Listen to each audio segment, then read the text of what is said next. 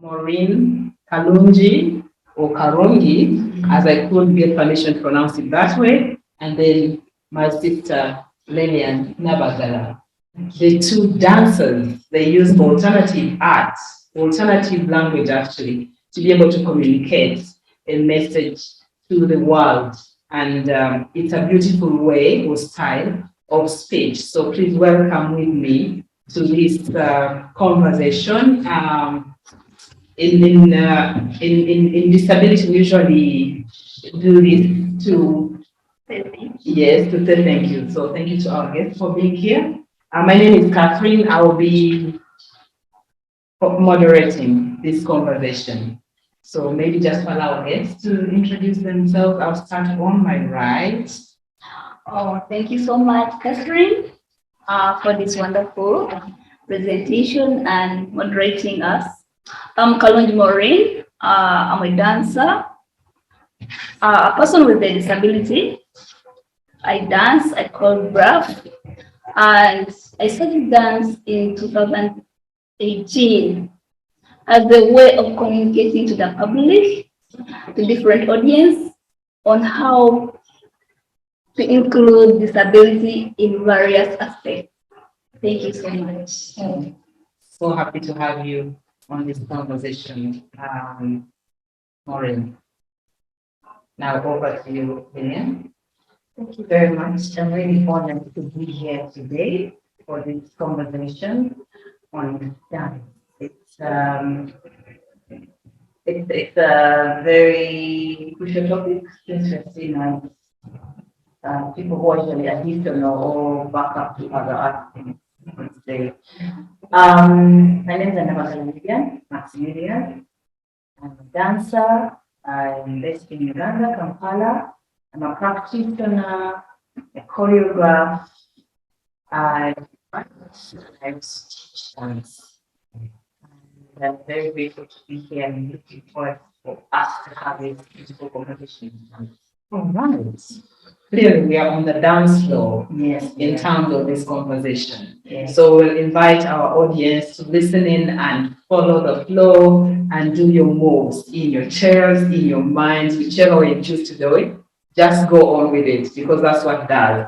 That art writes the invisible. It's like you guys can create the world out of nothing. I think in the world of art, you're the people who do God's business every day. When God says go and co-create, Yeah. you guys every day co-create. Yeah. You're authors of the invisible. So I'm so glad. So I'll quickly go back to you, Maureen. Since 2018, you have been dancing and choreographing, which I suppose means you will tell us what that means, and really how did you come to start dancing? What is it about you? You actually introduce yourself as a dancer and as a person with disability. Your identity, those two identities go hand in hand. Tell us more about that. Okay, thank you so much. I started in 2018 after observing a gap between the art industry and persons with disability. You know, many years persons with disability could be seen as they can't do any other thing related to social life. They could be hidden, they could be not allowed to go to parties. When I made this wonderful group, it was called Splash Dance Company. I went for their workshop, and the workshop was training us to make moves and to appreciate dance as persons with disability. And from there, I was like, oh, all along, I thought I couldn't do this. Now I can. Since then, I started, and they welcomed me, and I joined them. I started dancing from there. And as a person with disability, I saw whenever we could do projects, we could go to schools, we could go, public places.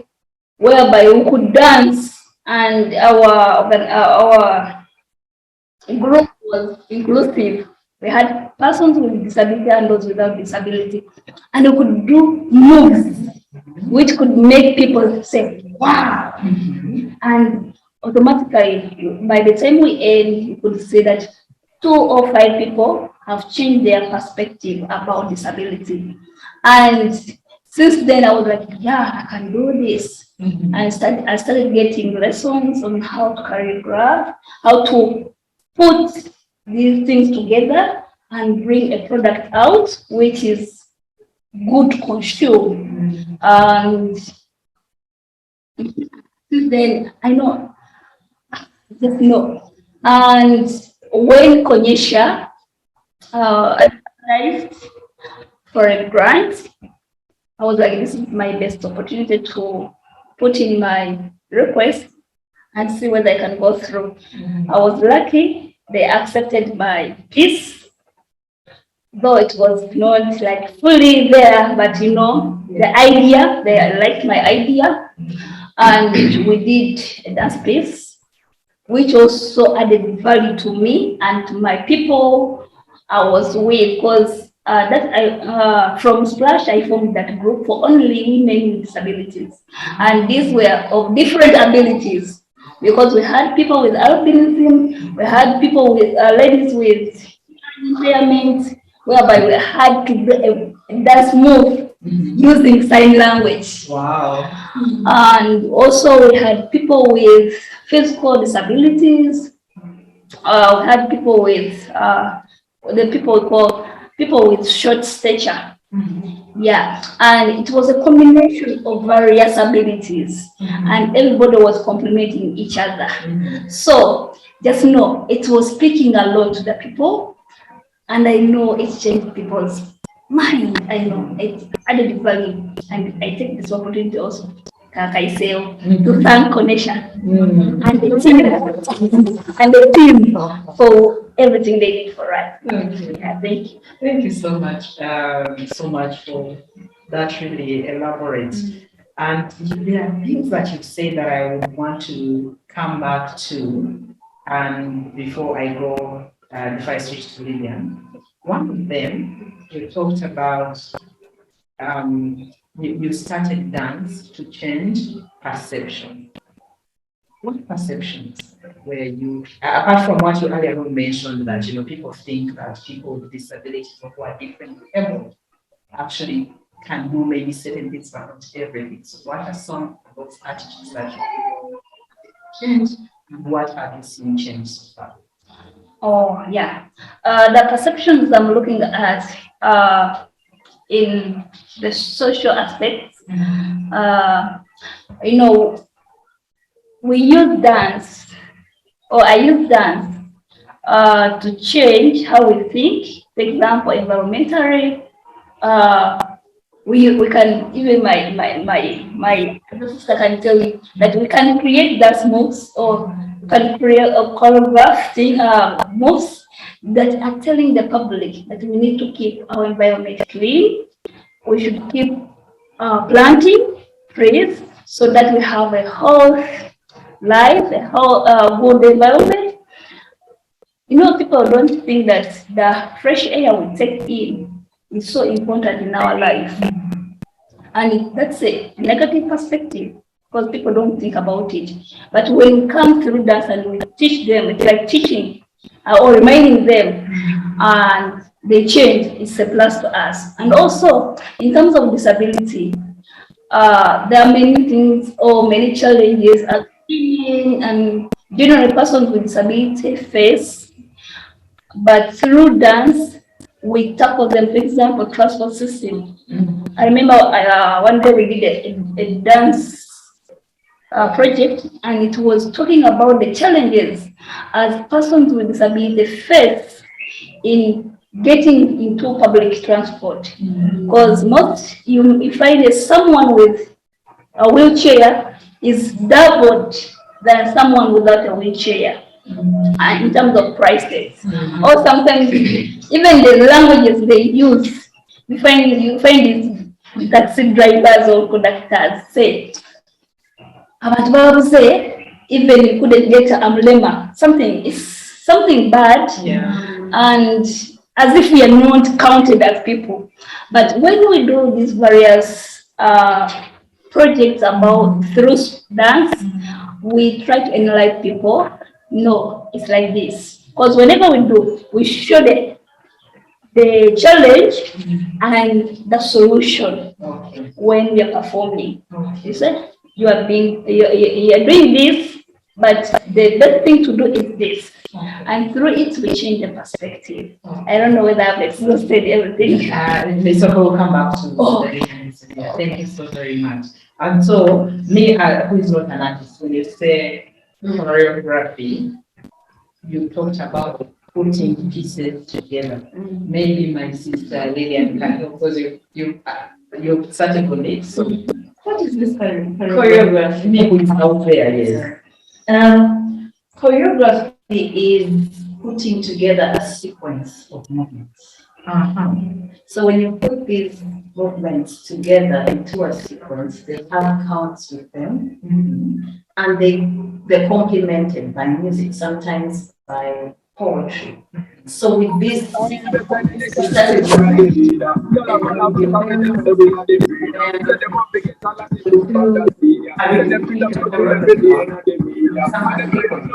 and that 4 big sequences for you. It's important. It's important. Yeah. So my fellow non-artists there, we have understood what choreography is. So now that we know what it is, so you are in us. Yes. Choreographer. Yes. And teacher. Yes. Tell us now. Nabaggala Lilian Maximillian. All those things that you have mentioned. I started dancing really was in 2013, but I was dancing from when I was a child. I used to dance everywhere we would go, you know. But you know, in our society and community, dance is seen as a social activity. It's something we do. You know, tradition. They celebrate marriages, they celebrate courtship, we celebrate, we celebrate, we also celebrate the death of someone in some tribes. Yes. So it's a social communal activity. So you taking it up as a serious profession, you look crazy. You look like you're wasting a bit of your time. So me, to cut it short, I quit my job in advertising and I decided to dance.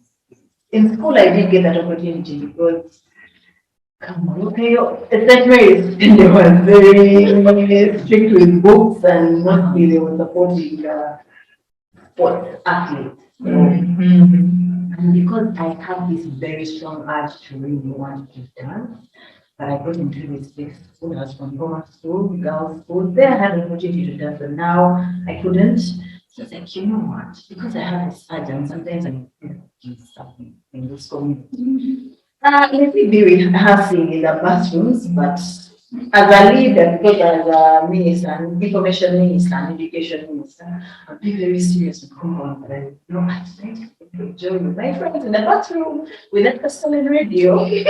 Stolen radio. And dance to ushering music, Chris Brown, those things. But later in the night, when everyone is sleeping, we'll use like an hour to create, but we didn't know it was so good.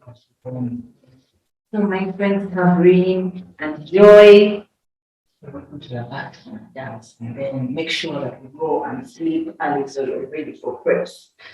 As time went on, I handed over as prefect, and then after the end of the year, we performed. We were these guys that as boys, so we got our friends tracksuits, the boys and sneakers. So they didn't even know what we didn't know until we revealed our faces. So we danced to Icebox. I won't forget. We had chairs, we were dancing, and then towards the end of the choreography, that is when we flipped the hoodies off. Oh my God. And that was like the most beautiful moment in my life. It makes me very emotional because when I think of that time and now, I didn't know I would ever take dance seriously. Yeah. So then I get to university, I study something that is not even connected to dance. I studied art and arts. I majored in psychology, business administration, and psychology, business administration, and communication. Communication involved advertising and publicity. So nothing was connected to dance. I wanted to do everything, but then I thought, like, I don't my friend. Yeah. I don't know my Like, I studied very well. Yeah. I studied, I got a second degree up and I got a job before graduation.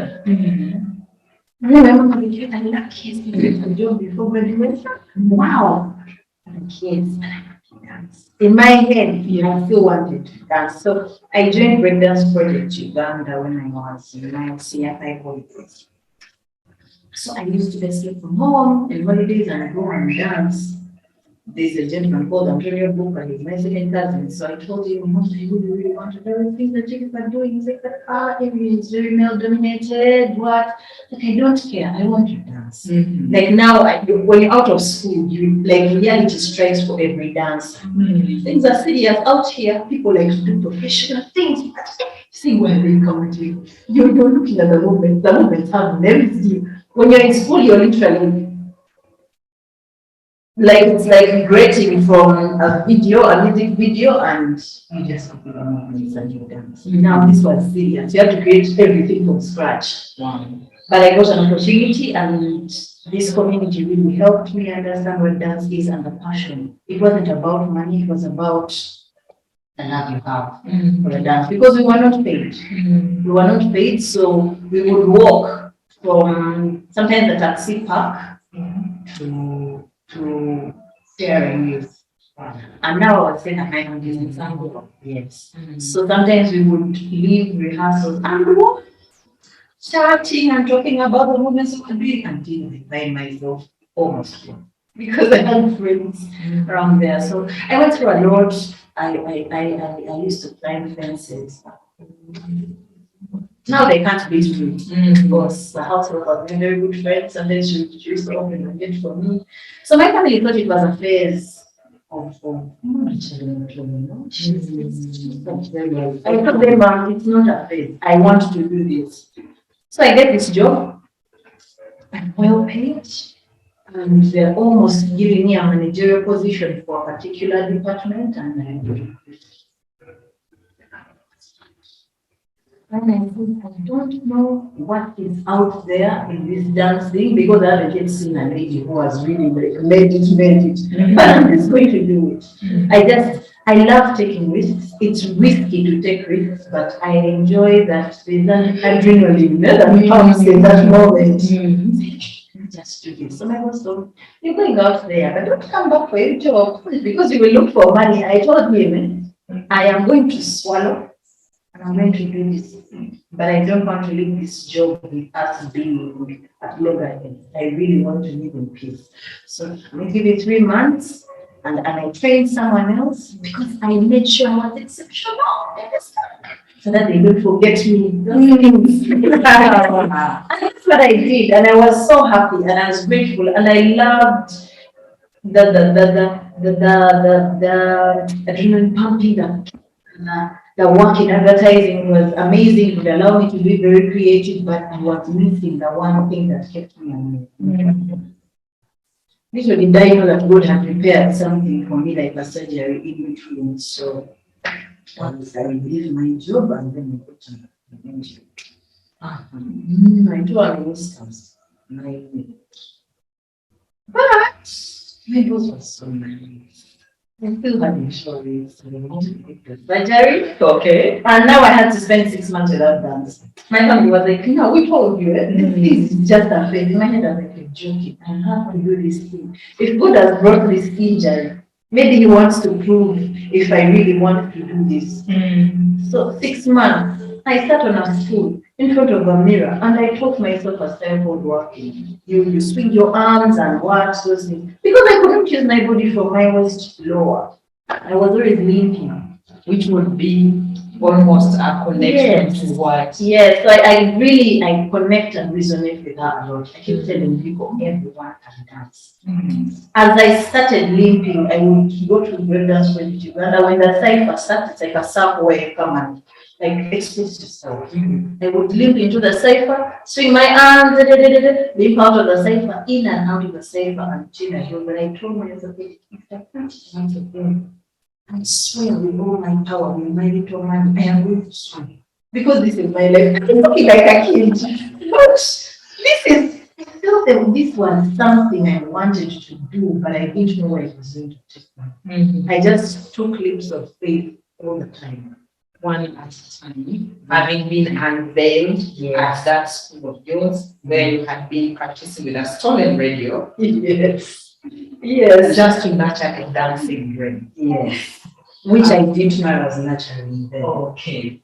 So the journey started from there, from the Dance Project Uganda. I joined that in Flavor. I was selected for Moja Culture Flying Carpet. And I was one of the representatives of Uganda. That was also another scenario because now I had to undo breaking, anything like hip hop, and I had to learn traditional dance. And it was funny. I wish you had seen it. I feel for your parents. Parents out there who can identify with me and with her parents at the time. Of course, that is part of the journey, part of growing pains, not growing in terms of physical age, but in nurturing this dream that we're yet going to hear. Yes. Where it is that you want to drive it, because I also know that you don't just do dance for the sake of dancing. You are communicating a message, which I'm coming back to very shortly. I want you to switch back very quickly to Lilian, to Maureen. What are you hearing about to dance, to contribute, to pass on a message, which is something that, and you talked about the group of women that you have formed, that has different abilities, and how. So when you hear her talking about this, what would you want our listeners out there to really understand about abilities of people with disabilities, especially women with disabilities in the art industry? Thank you. I would say that the public or people in art industry should know that persons with disabilities have ability, whatever from their in. And the thing concerning dance, as she said, you don't need to have legs to dance, or you don't need to have upper limbs to dance. You can dance using any body part you have.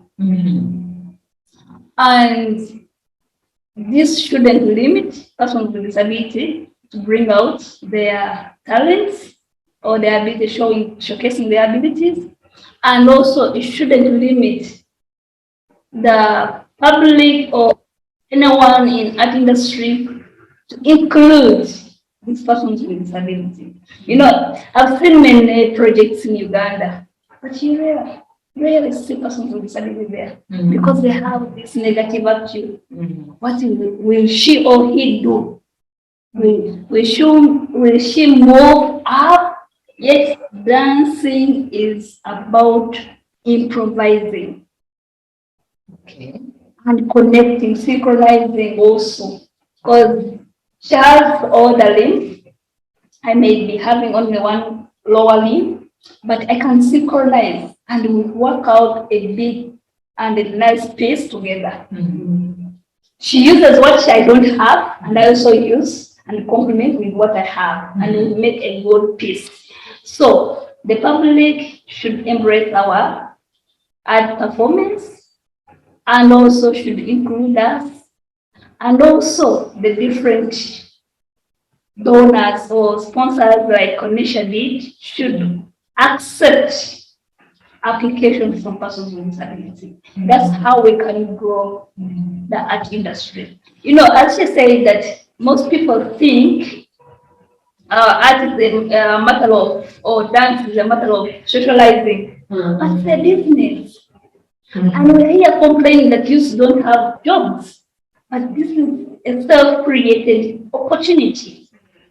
And if we train these people, even parents with children with disability, or children with disability, if you see your child having ability in dance, has a talent in dance, train, help her or him, nurture her, support. That's when we enjoy. Because through these various things we do, we can earn from them if we take them professionally, not just a mere of go and dance there. Because for me, I earn from dance. I can perform for you. I perform for 1 hour and you pay me beyond 100,000 an hour.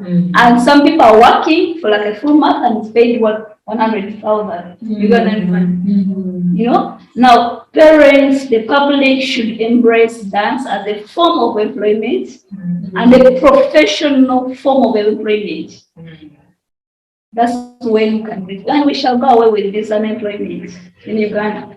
Thank you so much. So that tells, so it's not just dancing for beauty, for it is for a message, it is a business, it is a solution to our country where we are saying youth are unemployed, and yet when our children come up home and they're dancing and they're doing all these other things, they're drawing, I don't dance in my walls, they write on my chair. So we are more preoccupied about the now, but we don't see the asset in that. So fellow parents out there, I hope we are hearing.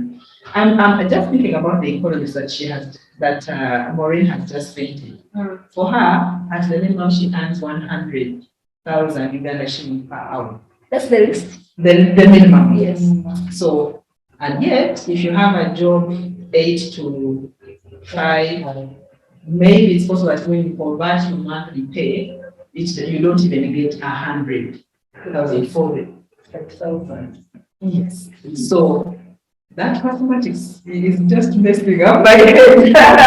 But I think that's what it is that you're doing, that you're really saying, let's create awareness around the opportunities that we have in the field of art. Yes. So if I quickly come back to you, and I want to minimize her appreciation of Kuonyesha Art Fund, that the Kuonyesha Art Fund goes out of its way to embrace ideas. I'm glad you say, yes, our piece.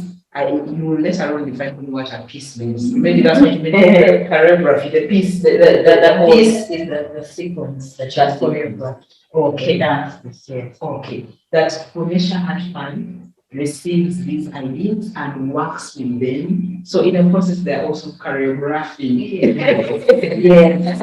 the whole thing. So I guess they are choreographers as branch makers in that sense. But I wanted to switch back to this lawbreaker who was dancing in the yes, lawbreaker, because she was breaking school, she's jumping over the fences, then she's befriending mates to open for her the doors, just conducting the street, which is a fantastic thing. What are some of the things with this passion? You might talk about adrenaline that you enjoy feeling in your body running. What are some of the issues you have solved or you have tackled through your dance and the things that you have created to borrow a while? Employment is one of them. It was really hard initially because things that are formula, we don't have a school of dance where you're going to be guided on how you're going to market or how you're going to make money or how you're going to evaluate a piece that you have, a dance piece that you have created, or how you're going to evaluate a class that you're going to teach, you know. So along the process, through research, I got to understand that, yes, this is a passion, but now I have to think of how I'm going to use this passion to get money. Because the other settings are kind of like reducing the ones that I have put together. So now I started calculating, if I'm choreographing a piece and they want it in a month, how can I calculate?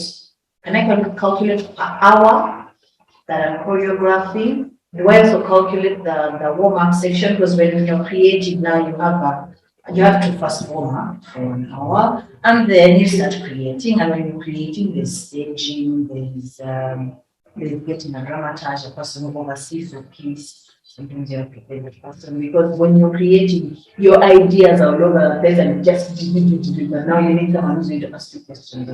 Why are you moving like that? Those people there. It is all that now. How do we people in the Western world unfold?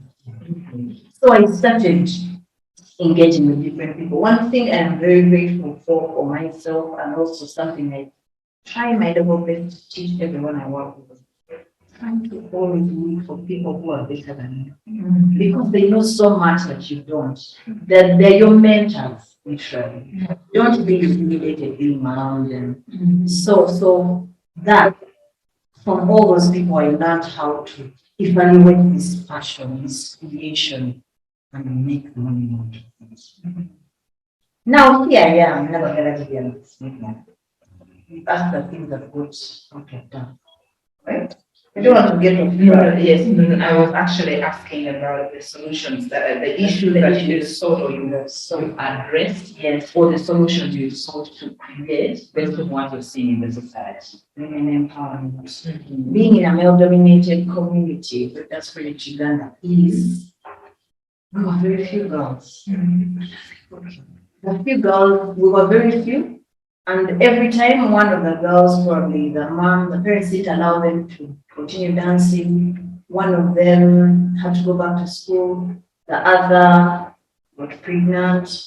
Then the other couldn't complete her education. Or there were so many issues, and I don't know why. I used to question why it would happen to people like me, females I was with. So like, I need to create something that is going to help women feel like we are inclusive in communities that are even male dominated. That's when I created a piece called Nambi, the African Shield Maidens. So I read about the British Queens of Africa. And it wasn't because they women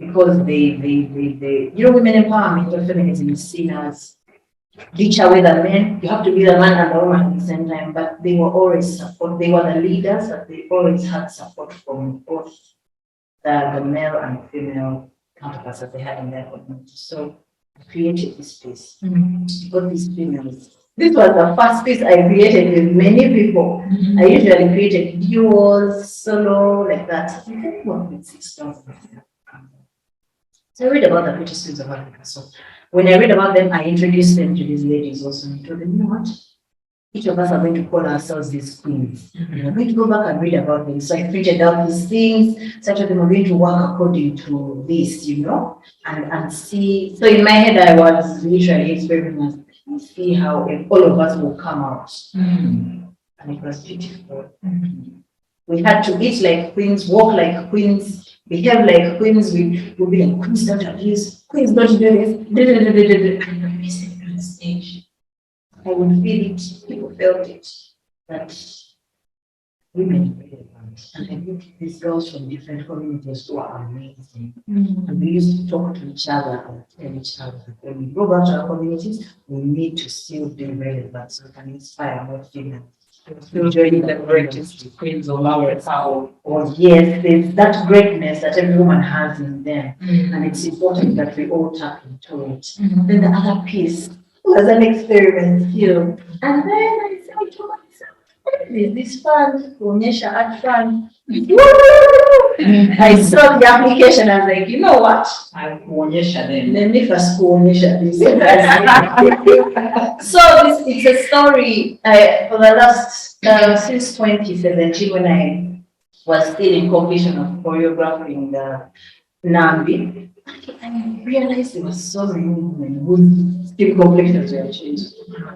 And then I go downtown, everyone is asking me, Akazigo, what? I'm like, why? And I sit down in some of these ladies and ask them, why yesterday? When you sound on your lifetime, you're going to be appreciated more. It's actually affecting us. Why? So I first sat with those ladies of downtown because they get a lot of money out of these cosmetics. But the chemicals that they add to these are very harmful to our bodies, but they're also not only harmful to our bodies, but also our identities. So then, fast forward, I get a chance to meet my sister, and I talk to her on the phone. She tells me about her story. I have a sister, but she's a darker complexion than mine. And she tells me about how she was segregated, about her being a darker complexion in her family. In that family. Okay, in our family, because we all have like a complexion. So I really think this is a foreign bodies. Like everywhere I would go, my eyes would just be pinned to that. And like, maybe God is telling me to say something, but how am I going to do it? So as time went on, you have a lot of work to do. You're not concentrating on it, but every time I would research and write down, watch a documentary, ask people just offhand, and then go back home and write and write and write. Now COVID strikes. It's like, yes, finally, my solo piece. So these are the people we're celebrating while we are crying during COVID. And I was crying, but my only savior was dance. Because I would ride a bicycle to a nearby, it's called Clubhouse. They just had a room that was once a gym, but now it wasn't a gym anymore. So I would go there and rehearse. This gentleman gave me this space. So I'm trying to work on this piece. Started working with a piece, then got an opportunity, worked with a filmmaker, that's a movement choreographer for film, an intimacy coordinator, later. So then I said, film, now COVID. On TV, eyes are glued everywhere. What did I experiment and talk to these film people and see what and I did have money. They told me you don't have. Some of them were telling me how much they earn just being behind the camera. Simani the camera is Simani or how much to hire. I said, you know what, Lydia? Create. Pray, create, just start. I started creating. Kuonyesha comes in, I sit down and write things I tell me. Experiment with film. So I write down, I visualize on how I want it to be, you know, as artists, our minds can go bigger. My friend told me this thing that I was, I said, if I get this fund, I am going to do this thing. And you people, are going to be in show. Then I'm saying, this is the first fund I am applying for as an individual. I am finished, but a chief then I received that email. Okay, now the trick is how am I going to execute? So I have to have professionals on board. I need to have a film editor. I need to have a film like director to guide me because I can direct, but now I was like, my mind was so guided on directing dance. And when you're directing dance, it's in film, you do the same thing like 5 times until they get it right. Okay. So when I had this team, I had a poet, I had an epigrapher. I felt so good. Now the epigrapher is good. An epigrapher. Now he looks at that piece and then he says, because I wanted words in it, so that people can relate. So he looked at the pieces like, you know what? I did what the poet wrote, write this here. They did. I said, okay, now I'm learning. So in the process, I learned few. I learned how I could work with poets, how I could work with an epigrapher, and also how art can be a spearhead of other art forms. Because we're usually like the backup. Someone like, art is dance is spearheading. Mugabo just compliment. So I'm very grateful for Kuonyesha. Every time I look at that piece, I'm like, God, because it was a dream and then it became a reality. Okay, yes. So this film you're talking about Faded, not bleaching. In this film, I'm talking about faded. Faded. I'm talking about identity, colourism, and skin bleaching. Because skin bleaching comes as a result of colourism, identity. You are seeking an identity that is, you're not comfortable in your identity. So you're seeking someone else's identity, which you think will make you feel better or more represented or more seen, basically. Right, this kind of thing. According to the research that I was doing, and also facing my sister's story. So this is a piece that is still being formulated. So I created the dance, from the choreography. And now I have a stage piece that is almost done.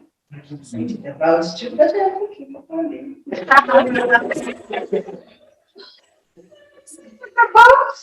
But yes, because the film was amazing, I'm sharing you a link, the skin peeling was. Now the problem is on stage, people are seeing you, like, you don't have time to go and they peel your skin in bits and shit. So all those things, bringing them on stage is not easy. So when I shot the film, I'm like, now I have to do not a replica, but I want what people felt when they watched the film to feel the same thing when they watched the stage. You've taken us from such a high ride to just going downtown, speaking to those women that are making money. Yes. While they're actually facilitating the fading away of identities, promoting crisis, and ultimately in the long run, really, they're going to have issues with health and so many other things. Yeah. So I see a convergence of what you're addressing, and what when Maureen was talking about climate. Yes. Guys, your work is responding to real issues, some of which we don't even have the courage as a board, as a larger society to even speak to. Or maybe we don't have the right language. So for the donors out there, as we're hearing, for example, that we have tools, we have avenues and new channels to reach out to society on issues that could either be more sensitive or could even be hard to engage with, but that if you use alternative languages such as dance, such as the different pieces that you're creating, the film that you're creating, the dances. Yeah, I'm not a good dancer, but I love seeing people dance. So you guys are really doing a good job. And maybe I just want to ask each one of you, if you had an artistic wand to transform, selfishly I would say our country. I know I will love the whole world, but starting from the charity needs. What is that one thing I would think about? With my art wand, if I became this, completely, this is what it will be. What is that? Because we've already tackled the other issues. And that is not to say that you're finished, then you're looking for more money. Yes, you are. But what are some of those other things that are really either heavy on your heart or you see in the art industry that the rest of us that are not artists don't really get? You've mentioned some things already, but if there's something that you say, this thing, tell your words. One thing, and maybe as you're thinking about that one thing, I could be going back to you want to Maureen, yeah, Maureen, yeah. So Maureen, when you talk about if I can say that one thing which I would love to see being changed, I think that's the question. Especially in Uganda, my country. I would love, I'm an advocate, I would say this. I would love to have a society which is inclusive. What do I mean by this? Inclusiveness in that even a parent or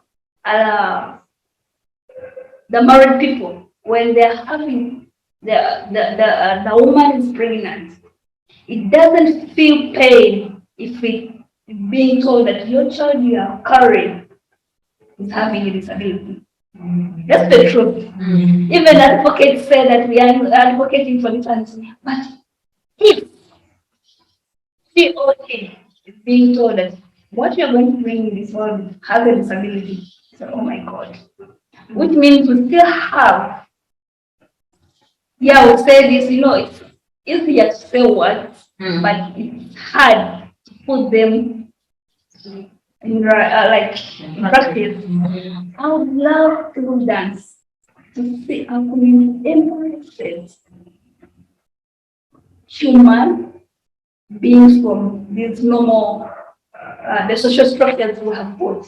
That somebody should look like this, to be a person, somebody, even those without disability, to say, someone should have hips, to be look beautiful, If we could change that mindset and feel like, yeah, any person is a person, without the social structure we put to gauge people. And if we can use art to change that mindset, whereby we build a community, a society, I go to or I pass by and nobody feels my disability. I'm not like anybody.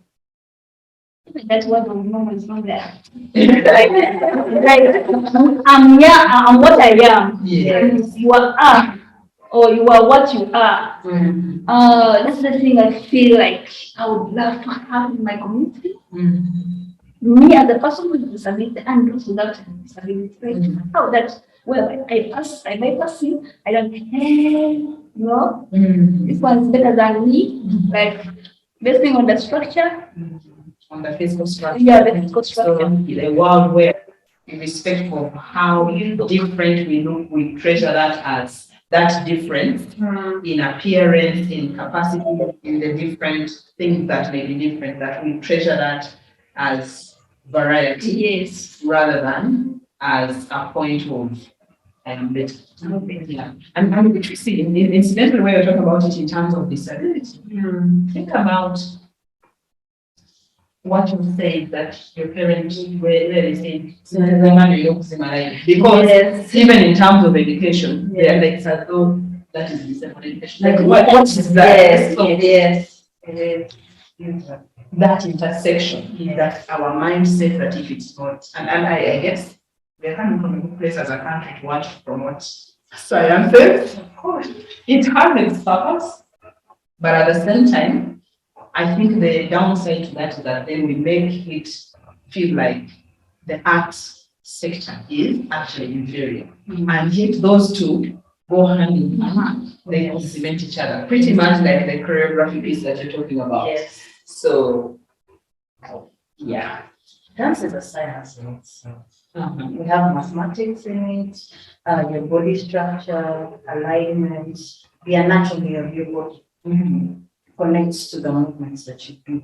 So as you grow in dance, you have to be more aware. Even when you're working with people, you have to look at the anatomy of their bodies, their movements that you give them, and they can't do them because of either their muscle strength. That is really science. Like, you have to know these things in your head. When you're warming up, you have to know which movements to do in your warm-up that are going to aid what you're going to create. Because if you don't warm up those particular muscles, then you're bound to have people injuries. That is already science. We are counting all the time in dance. You count with the movement, you count the connection and coordination of the music with your dance. That is already math. So that's one thing, the one. I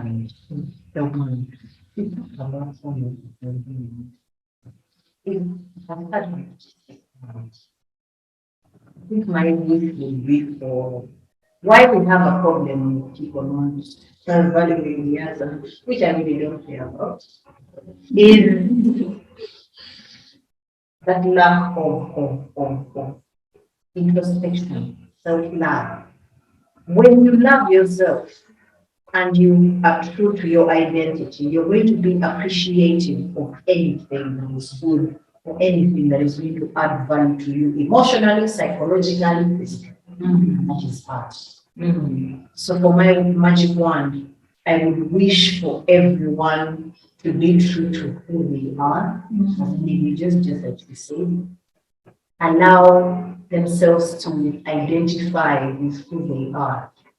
And that comes with a lot of selflessness. And selflessness comes from a place of self-love. When you love yourself, you need to be selfless enough to support, to engage, to allow yourself to be in avenues that you usually don't engage with or experiment or try out new things. Yes. So dance is a science. Just before we bring this conversation, all our audience online, they have some questions? Yes, please invite them. Okay. Dear members online, so at this point, do you have any questions that you want to put to our guests in the studio and contributions? I can see several people.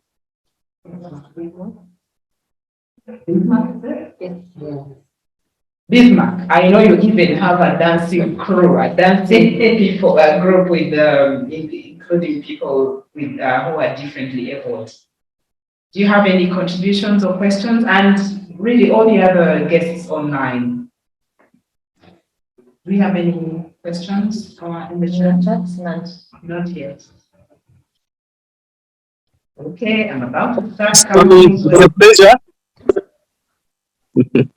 Yes, it's a pleasure. I'm around. Sorry, my phone was actually acting up. I was trying to unmute. I'm super excited to be part of this discussion and was following. Thank you for actually inviting us to be part of this. And of course, I know Lilian. I've met Lilian in person from way back. I'm super excited to see her around. Here with me, actually, I'm with a team. I'm with my team of Unique Abilities Foundation Africa, Mr. and Miss Ability. He's called Sad here. Sad, say something. Hello, nice to meet you all. It has been a wonderful conversation, and we have learned a lot, and we hope to share more from us.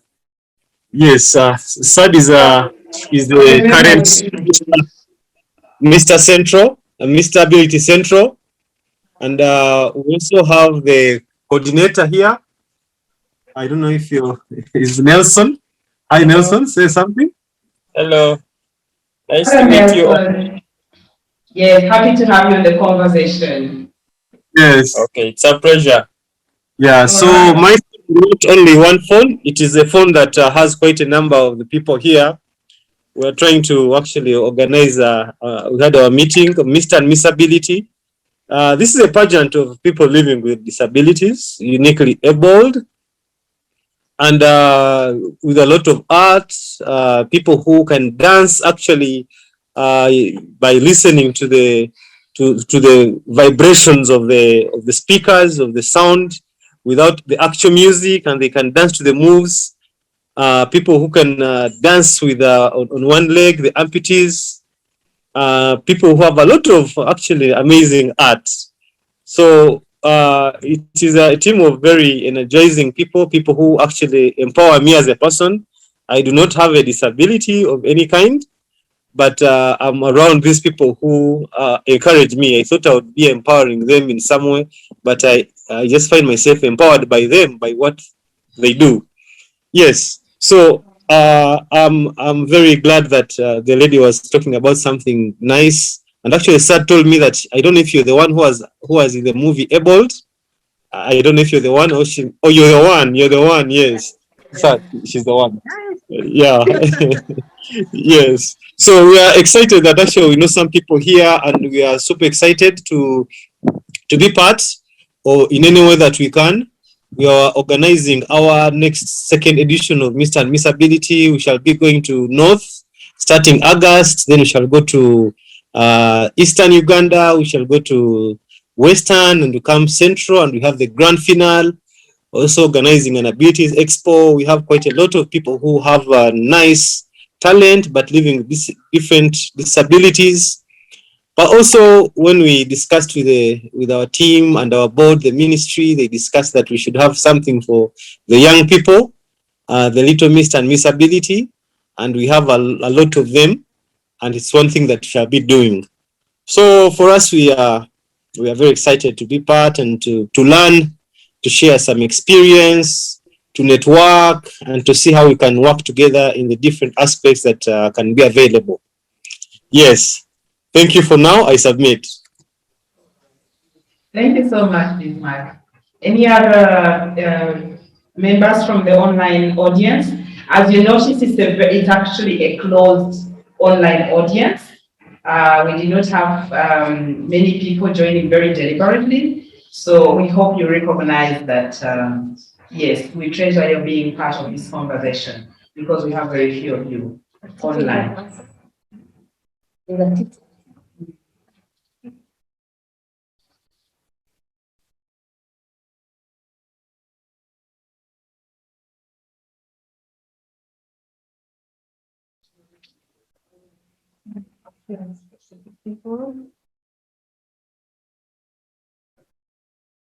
Okay, and maybe as Liz is looking out for, and I know that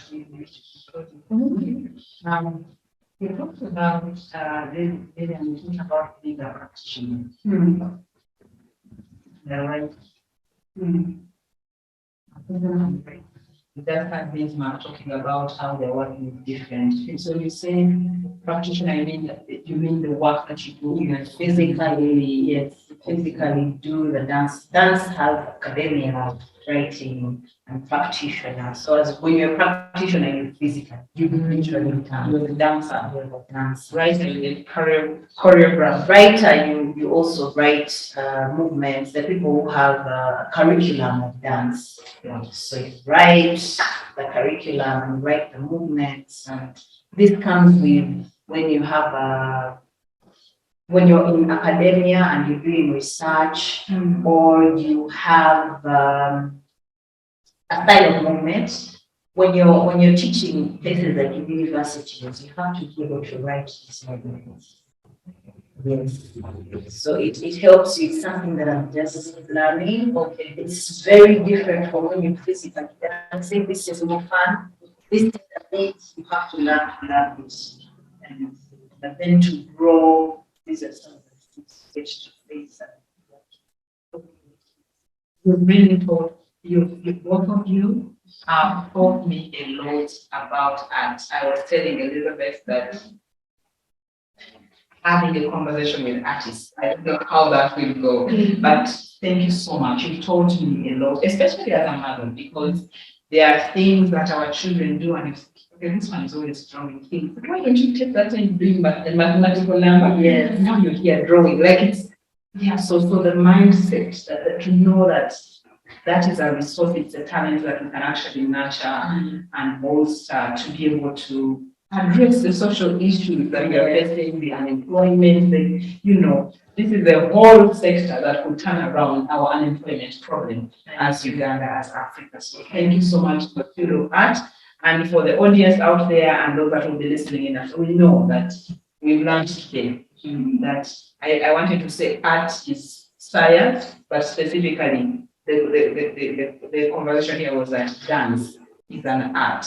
It has math, it has science, yes, it has physics, it has biology. I feel like it is art is a science. Art is a science that actually encompasses science. So just before we close this out, any one thing that any of you want our audience to go with? What is that one thing you want our audience to go out with? If they forget anything else we've said, including, I hope they do not forget the fact that you can earn 100. Sounds like 1 hour. When other people take a whole month to get that. Me, that one will stay with me. I post there. But that's one thing that you. Before that, there's one hand up. Oh, there's a hand up. Okay. Danger. Danger. Danger. Go ahead. Good afternoon. Can everybody hear me? Yes, we can. Thank you. Yeah, thank you so much for this conversation. I just wanted to commend the two ladies that what they're doing is something that is actually very important. I'm sure they know that, but I just wanted to echo my voice onto it, especially being in the dance community where obviously talking about abilities, but also talking about the gender and all the other different sort of inequalities that exist in the general art form. I think they are not just any kind of performers. They're actually holding a certain flag for a lot of young people, especially the women that are looking up to them and could be inspired, because there are so many young people, especially after this situation of COVID, that are still in a state of despair. And it is very important that they know actually what they're doing is not just for themselves, it's beyond themselves. It's beyond just, you know, the films they're making, the dances they're making is something that could be generational, because my experience, 25 years, 20 years in the dance scene, these voices are very, very key. And if they ever find a moment where they need to be reminded, they just need to echo these words, because they're very important. Yeah, that's all. I just wanted to place that onto the conversation. Thank you. Wow. Thank you so much. Yeah. I know. Tissue. Oh my goodness.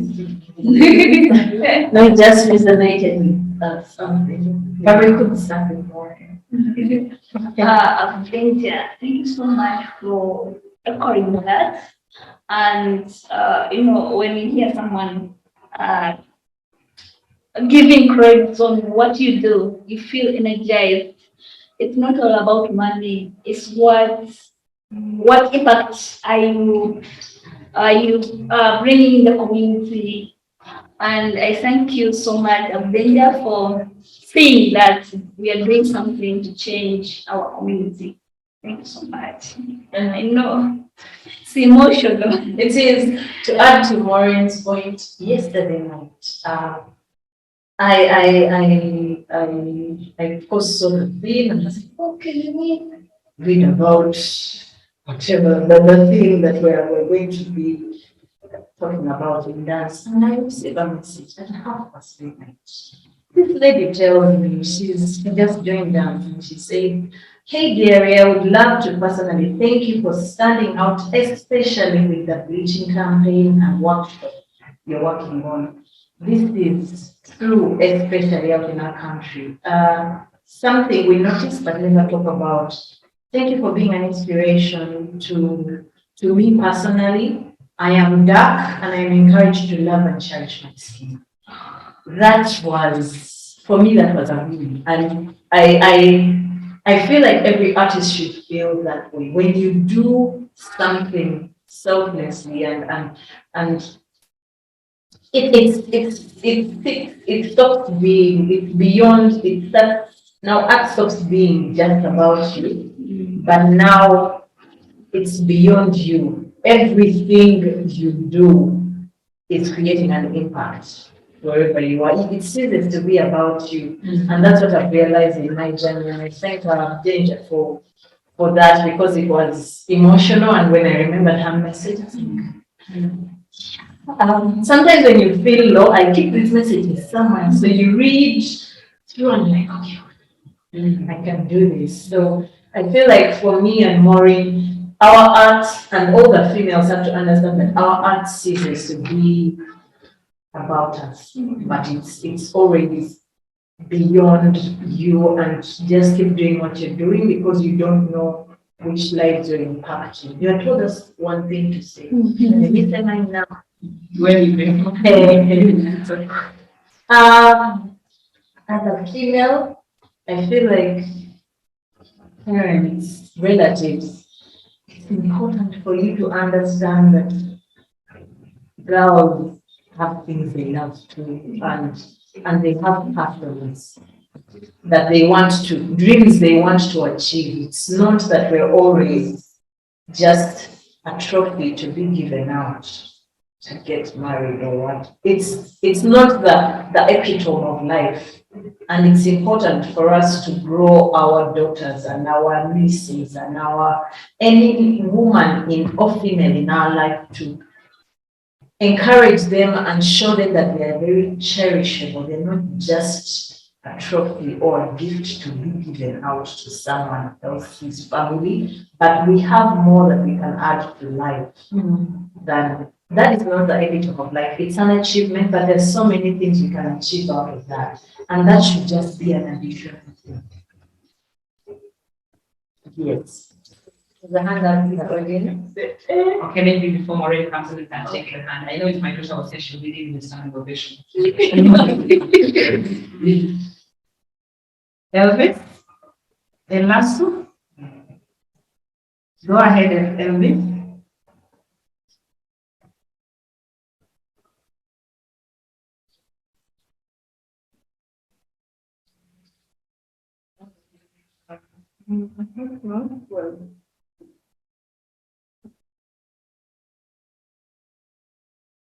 Elvis, are you able to hear us? Are you still interested in giving us your comments or compliments?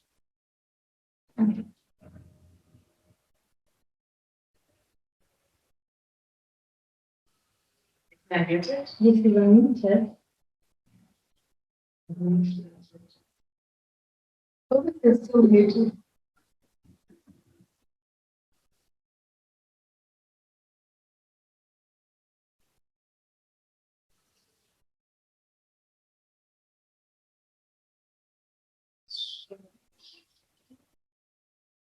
Elvis, I think you're unmuted.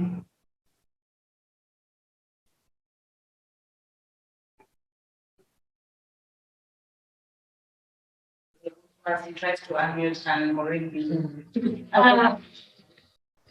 Lilian, I said my first part. You know, when it comes to women and girls, it's my passion. You know, I'm into it so much because I'm into it because most times girls and women are being disadvantaged in our community.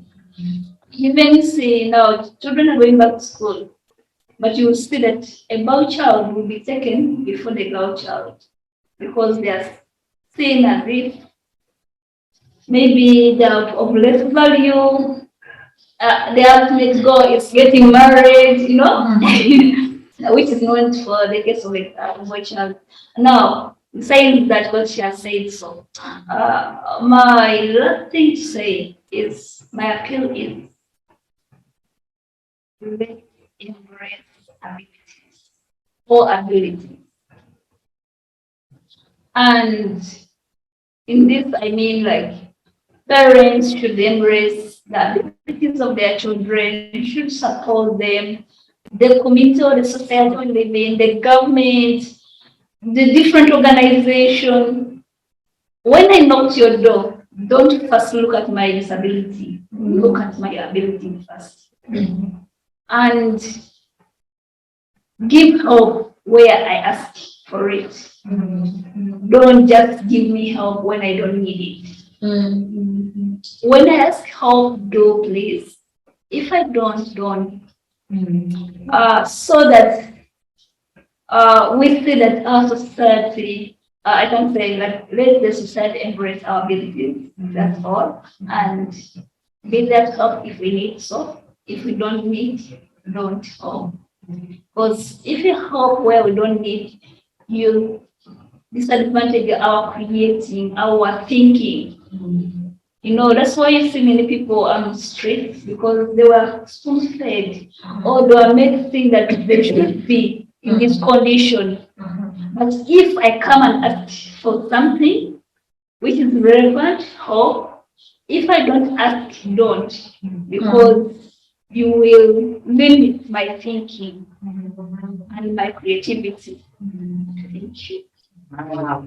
Thank you so much, the two ladies, our dear guests. I'm really so happy to have you. Thank you. And we treasure those tears. We treasure them. Elvis. Okay. We can be hanging in the meantime over here. Elvis?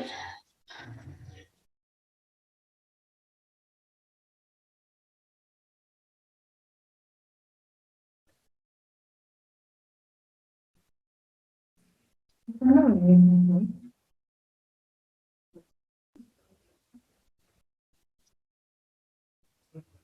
says in his thing in the chat. But he now has ability to unmute. Elvis, the host has requested you to unmute yourself, so you should be able to do that now, if it wasn't possible before.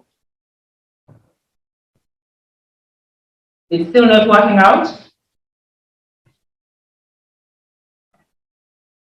Yeah.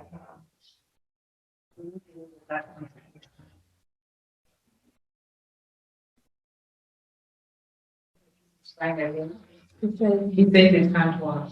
Maybe network. Oh, maybe. Let him check in the chat. Yeah, Elvis, as we can't unmute right now, do you mind typing in the chat?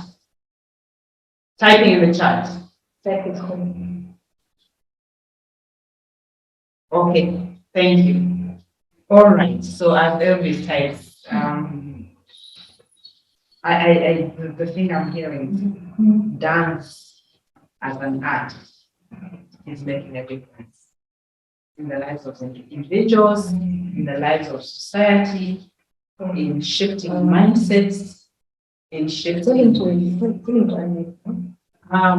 Elvis, can you try to unmute now?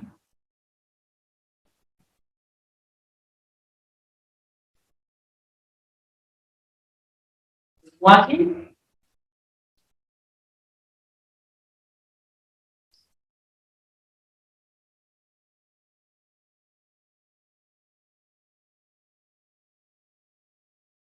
That he's trying to make more place, maybe.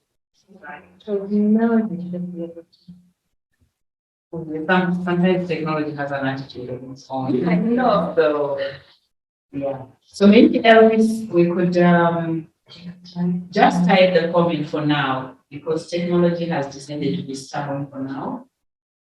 Let's work with what we have. With a hand up for Naomi. Okay. Naomi, go ahead as Elvis still navigates. Naomi, are you able to unmute and speak to us? Yeah, can you hear me? Hello? Yes, thank you. Go ahead. Hi.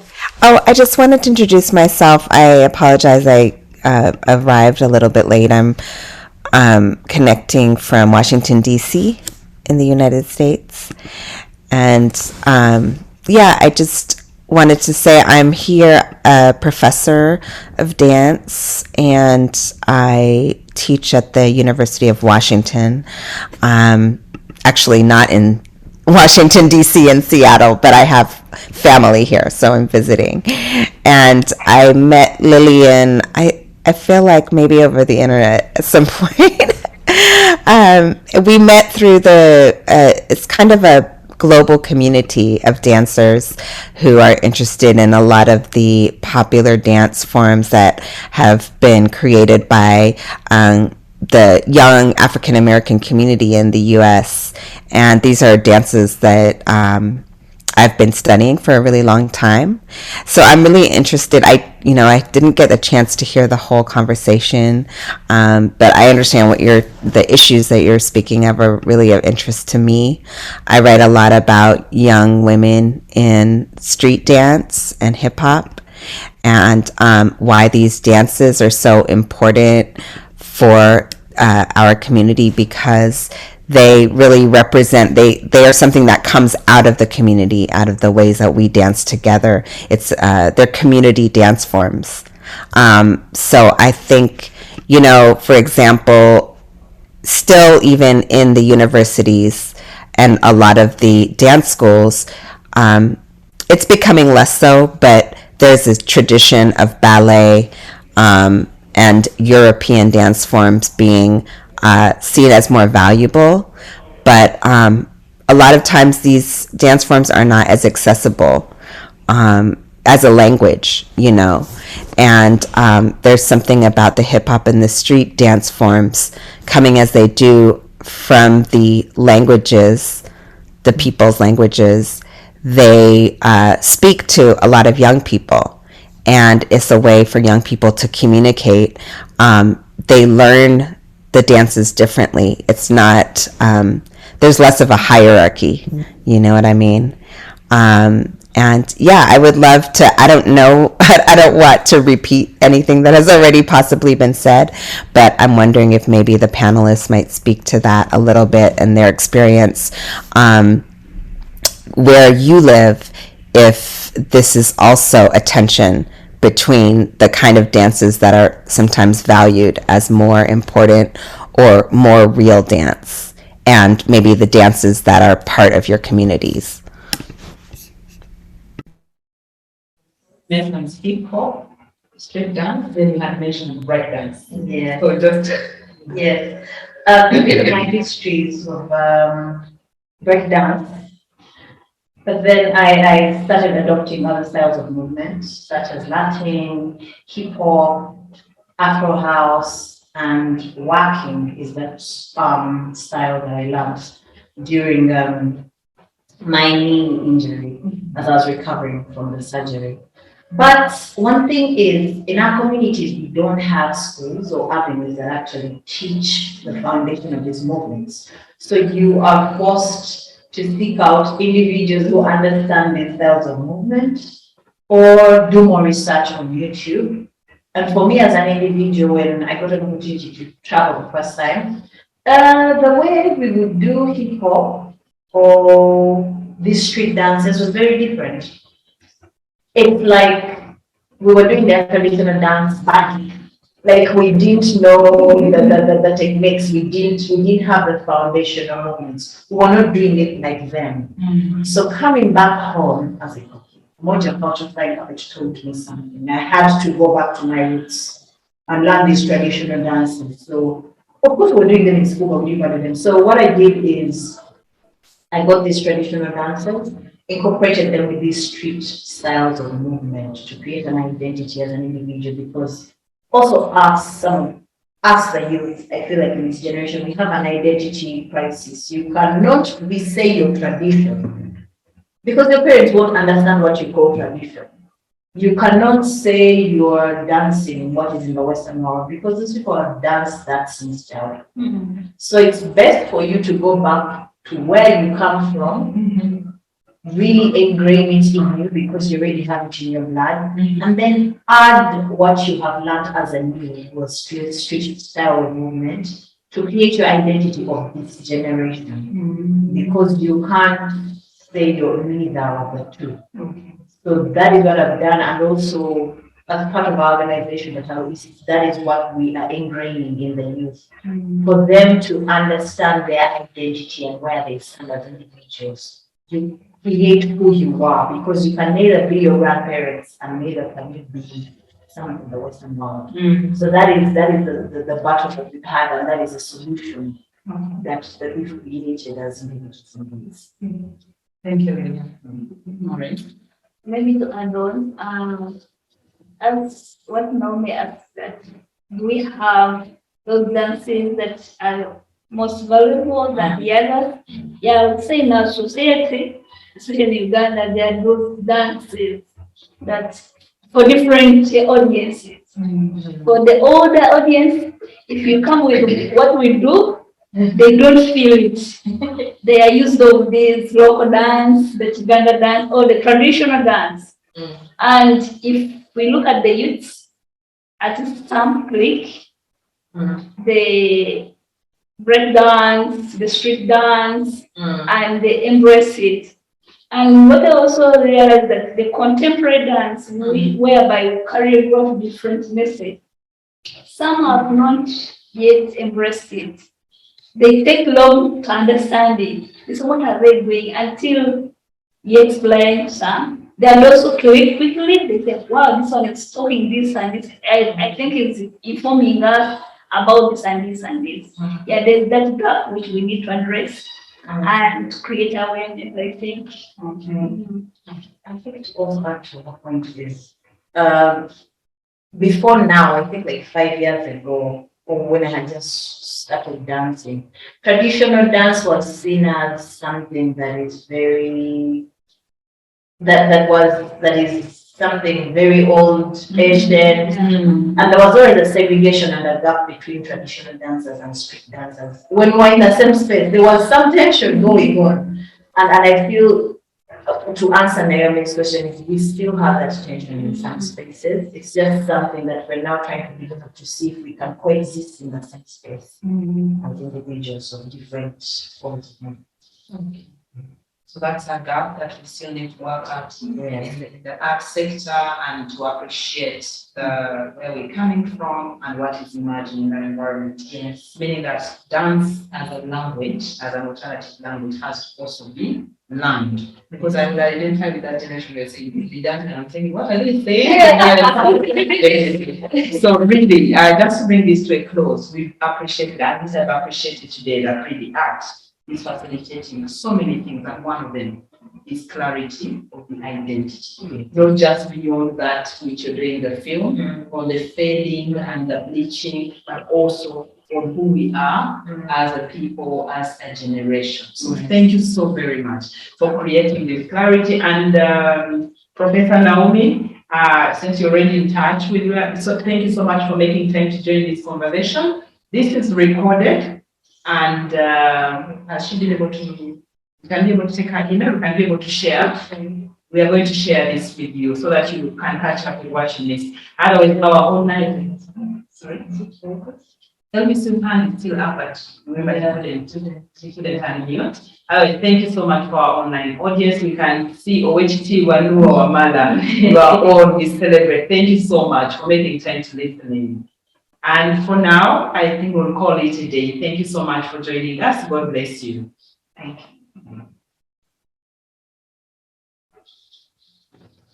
you.